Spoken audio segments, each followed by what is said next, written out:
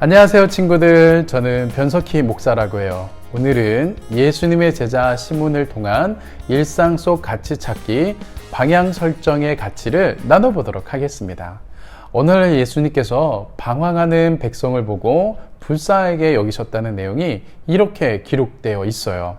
무리를 보시고 불쌍히 여기시니 이는 그들이 목자 없는 양과 같이 고생하며 기진함이라.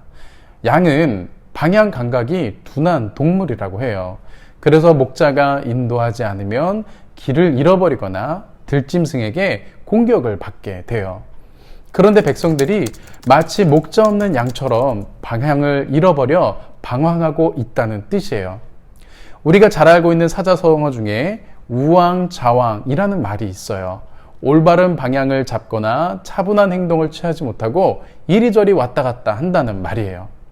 방향을 제대로 잡지 못하면 우왕좌왕하며 시간을 허비하고 잘못하면 위험에 빠지게 돼요.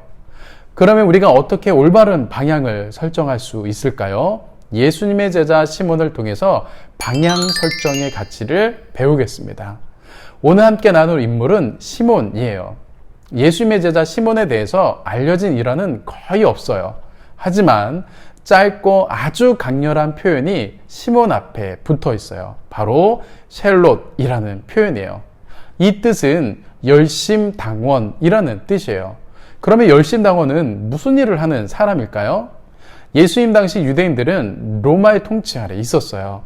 로마의 통치에 대해서 유대인들 가운데 세 가지 태도가 있었어요.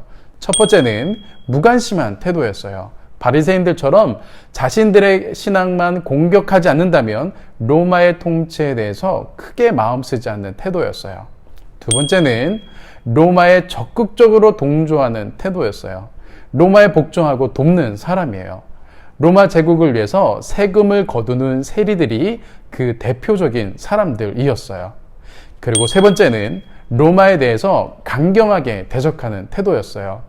로마에 동조하는 사람들에게 폭력과 심지어는 살인까지도 저질렀어요.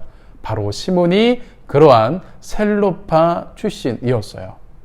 시몬은 열심당원으로 처음에는 예수님을 정치적 메시아로 보고 따라다녔어요. 하지만 예수님과 함께하는 시간이 많을수록 자신의 생각과 가치관이 변화되어 조용히 예수님과 다른 제자들을 섬기는 인물이 되었을 것으로 예상돼요.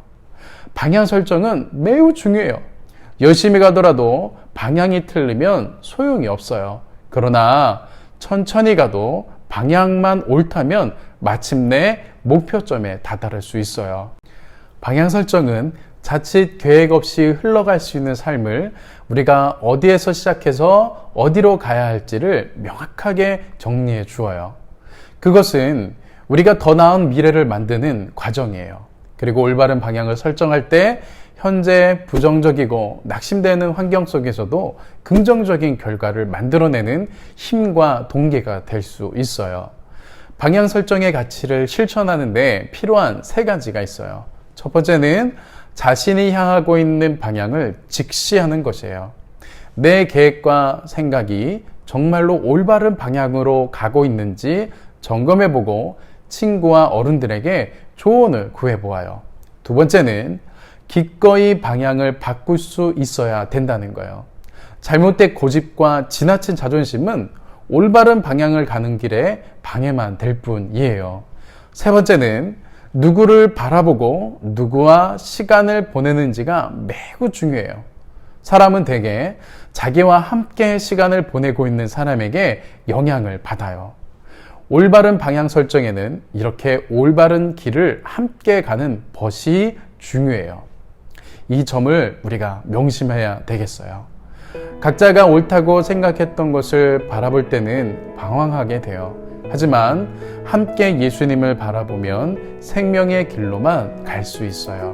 시몬과 같이 삶의 방향을 구원의 길로, 정말로 신앙 안에서 행복한 길로 따라갈 수 있는 우리 친구들의 삶이 될 수 있기를 바라요.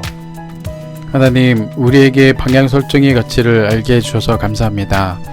예수님께서는 목자 없는 양처럼 방향을 잃어버린 사람들을 불쌍히 여기셨습니다. 우리가 방향을 잃어버린 삶이 되지 않게 하시고 시몬처럼 이제는 명확하고 올바른 방향을 향해 달려가게 해 주세요. 무엇보다 일상 속에서 순간마다 예수님을 바라보는 예수님의 제자로 살아가게 해 주세요. 예수님의 이름으로 기도드립니다. 아멘.